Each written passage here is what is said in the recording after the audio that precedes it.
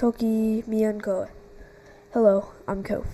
This is episode 1 of my Toki Pona series. Let's get right into it. The first word you'll learn is Pona. Pona means good, but definitions aren't fixed. Pona can also mean simple, useful, or anything positive. So meanings are flexible. This is the glyph for Pona. This is part of Switzerland Pona, the writing system for Toki Pona. We'll get into that later. Let's go over the sounds. Toki Pona only has 14 letters, 5 vowels, a, e, I, o, u, and 9 consonants, y, k, l, m, n, p, s, t, and w. Everything is pronounced exactly how it's written, kind of like Spanish. The sounds don't change.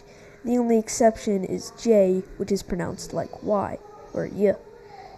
Now, there are only 3 basic pronouns, me, sina, and ona. They look like this.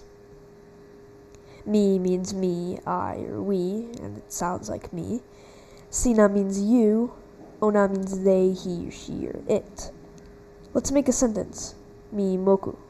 This could mean I eat or I'm eating.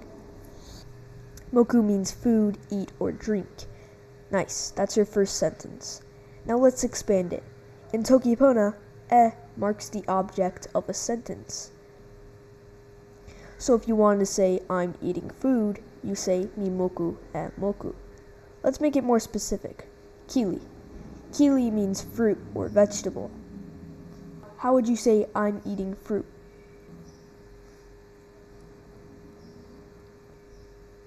Great. Mi moku e kili. Definitions aren't fixed. Pronunciation is simple and consistent, and your vocabulary is now at 6 words. That's already around 5% of the entire language. Here's what you know. Me, sina, ona, moku, kili, and e. You can now make basic sentences. Next episode, we'll build on this and start making more complex ones.